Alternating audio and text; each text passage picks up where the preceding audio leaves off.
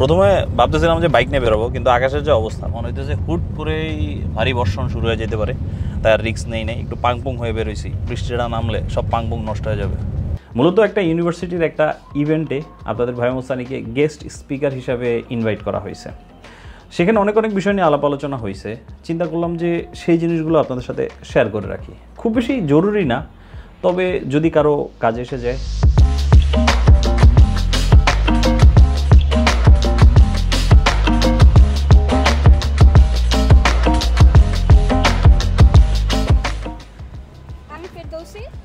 Student অ্যাফেয়ার্সে আছি ইউল্যাবের, যদিও ইউল্যাবেরই student ছিলাম।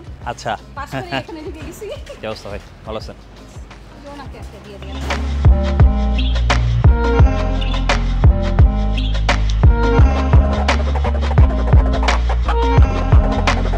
আয়োজনটা ছিল ইন্টারন্যাশনাল ইউথ ডে উপলক্ষে। যারা রেজিস্ট্রেশন করছিল তাদেরকে নিয়ে ছোট্ট একটা ইভেন্ট, এবং এই ইভেন্টে আমার সাথে আরও একজন গেস্ট ছিল।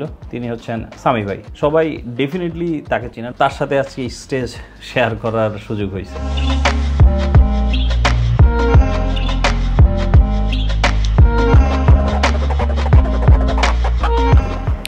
প্রথমত আমি জিজ্ঞেস করি, আপনাদের মধ্যে কেউ কি কন্টেন্ট ক্রিয়েটর হতে চান? আছেন এরকম কেউ? আচ্ছা, বলেন তো কেন হতে চান?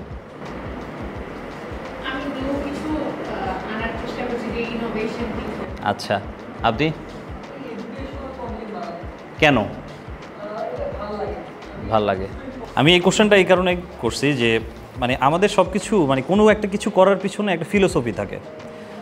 ধরেন আপনি একটা মেয়েকে ভালোবাসেন, আপনি মেয়েটাকে ভালোবাসেন, সে সুন্দর, এটা হচ্ছে ওর্স্ট ফিলোসফি। আপনি একটা চাকরি করবেন, চাকরি কেন করবেন? কারণ সেখানে আপনাকে বেতন দেবে, আপনি মাস শেষে 40,000-50,000 টাকা পাবেন, এটা হচ্ছে ওর্স্ট ফিলোসফি। ফিলোসফি হবে এরকম যে আমি এই কাজটা করতেছি, এটার ফলে সমাজে ইম্প্যাক্ট কী আসতেছে, ভাই যে কাজটা করতেছে এটার ফলে সমাজে ইম্প্যাক্ট কী আসতেছে। তো কন্টেন্ট ক্রিয়েশনে যেটা আমি আমার ওভার দ্য ইয়ার্সের এক্সপিরিয়েন্সে দেখলাম, আমাদের কন্টেন্ট ক্রিয়েশন জগতে সবাই করে হচ্ছে ভিউর জন্য, ফেমাস হতে চাই, অনেক টাকা। কিন্তু যারা এই ফিলোসফি নিয়ে আগায় এরা কেউ সাস্টেন করে না। কারণ মেয়েটা সবসময় সুন্দর থাকবে না, তার সৌন্দর্য একসময় মলিন হতে থাকবে। আপনার কাছে তার সৌন্দর্যের ভ্যালু একসময় কমে যাবে, তখন আপনার ভালোবাসাও কমে যাবে। কিন্তু মেয়েটা যদি আপনার জীবনে এমন কিছু একটার ইম্প্যাক্ট রেখে যায়, আপনার বিপদের সঙ্গী হয়ে যায়, তাহলে তাকে আপনি না চাইলেও সারা জীবন ভালোবাসবেন। মানে মেয়েটা আপনার জীবনে কি ভ্যালু অ্যাড করতেছে সেটা ইম্পর্ট্যান্ট। আর এখানে মেয়ে বলতেছি আবার ট্রিগার খাওয়ার দরকার নেই, ভাইস ভার্সা। মেয়ে জাস্ট একটা এক্সাম্পল, এবার ছেলেও হইতে পারে। আপনি যদি কন্টেন্ট ক্রিয়েটর হতে যান, আপনাকেও এই ভ্যালুটা সোসাইটিতে অ্যাড করতে হবে। আপনার ফিলোসফি অফ ক্রিয়েটিং হবে আপনি কীভাবে সমাজে আরও ভ্যালু অ্যাড করতে পারেন। যদি এটা না হয় তাহলে আপনি কোনোভাবেই সাস্টেন করতে পারবেন না। আপনার অনেক দামি গাড়ি আছে, আপনার বাড়ি আছে, আপনি অনেক টাকাওয়ালার মালিক, এগুলো আপনি ইউটিউবে বা ফেসবুকে শো করতেছেন, যার কারণে অনেক মানুষ আপনাকে ফলো করতেছে। But this thing will not sustain, because this is like loving a girl for her beauty. আপনাকেও আপনার প্রাচুর্যের জন্য মানুষ ভালোবাসতেছে, not because you are value adding to society. তাই ফিলোসফি শুধুমাত্র কন্টেন্ট ক্রিয়েশনের জন্য বলতেছি না, যে কোনো প্রফেশনের ক্ষেত্রে এই ফিলোসফিটা আপনাকে ঠিক করতে হবে। সাইকেল ইন্ডাস্ট্রিতে আসি বা মোটরসাইকেল নিয়ে ব্লগিং করি, সেটা ছিল হচ্ছে মোটরসাইকেল চালায় একটা ছেলে, এটা শুনলেই এ তো মনে হয় ছাপরি, এর তো মনে হয় ক্লাস নাই, তাই না? এরকম একটা বিষয় না? কিন্তু আমার কন্টেন্ট যারা দেখবে তারা মনে করবে যে আচ্ছা motorcycle is a classy thing. আমি এই চিন্তাভাবনাটা পরিবর্তন করব, এবং আমার কন্টেন্টের মাধ্যমে আমি ওভার দ্য ইয়ার এটাই চেষ্টা করতেছি। এটা হচ্ছে আমার ফিলোসফি অফ ক্রিয়েটিং। আমাদের এই ইভেন্টটা অনেক লম্বা সময় ধরে হয়েছে, অনেক কিছু নিয়ে ডিসকাশন হয়েছে। তবে এখানে একটা গুরুত্বপূর্ণ জিনিস নিয়ে আপনাদেরকে কথাবার্তা বলি, সেটা মনে হয় আমার যারা ছোট আছেন আপনারা বা আছিস, তোদের জন্য এটা ইম্পর্টেন্ট। কারণ আই উইশ আমি এই জিনিসগুলো একটু কম বয়সে শুরু করতে পারতাম, তাহলে life could be better, life could be সুন্দরভাবে শেপড।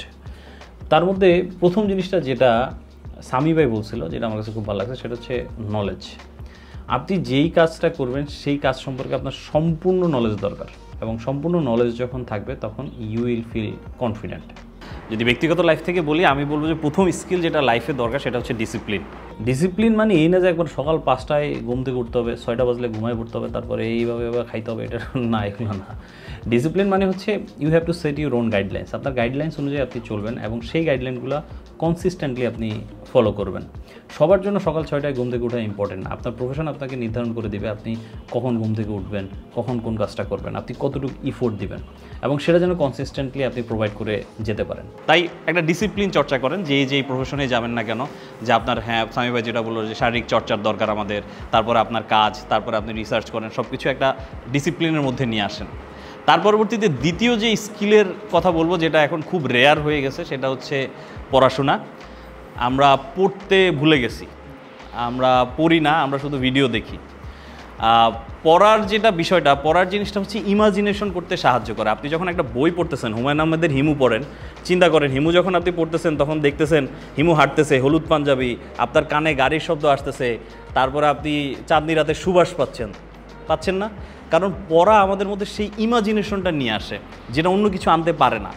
আর 3 নম্বর যে স্কিলের কথা আমি সাজেস্ট করছিলাম সেটা হচ্ছে প্যাশনেট হওয়া। প্যাশনেট যদি হন আপনি কাজের প্রতি, তাহলে আপনার কাজটা সোজা মনে হবে, স্ট্রেস কম হবে কাজে। আর আরেকটা জিনিস আমি নোট করে নিয়ে গেছিলাম, ভাবছিলাম এই জিনিসটা নিয়ে কথাবার্তা বলবো, কিন্তু ওইখানে ভুলে গেছি, আড্ডার তালে ভুলেই গেছি।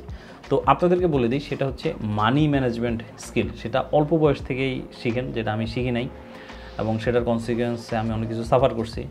আমি আপনাদেরকে বলবো যে মানি ম্যানেজমেন্ট স্কিলটা খুব কম বয়স থেকেই শিখেন। এটা আমাদেরকে স্কুল, কলেজ, ইউনিভার্সিটিতে কোনো জায়গায় শেখাবে না, এটা আপনার নিজেকে শিখতে হবে।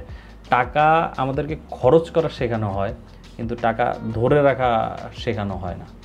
এটা এখনও আমি পস্তাইতেছি। তাই তাড়াতাড়ি এই জিনিসটা শিখেন, টাকাকে ধরে রাখতে শিখেন।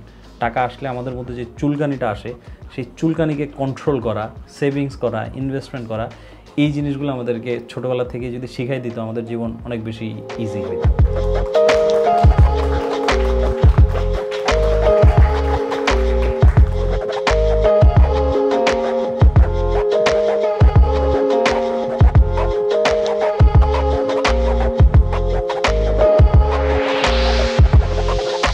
জাস্ট একবার ইমাজিন করেন, আমাদের দেশের কিছু গুরুত্বপূর্ণ পদে বসে থাকা ব্যক্তি, সরকারি চাকরিজীবী, রাজনীতিবিদ, তাদের জীবনের ফিলোসফি হচ্ছে মানুষের সেবা করা যার যার অবস্থান থেকে, রেদার দেন অনেক অনেক টাকা কামানো। তাহলে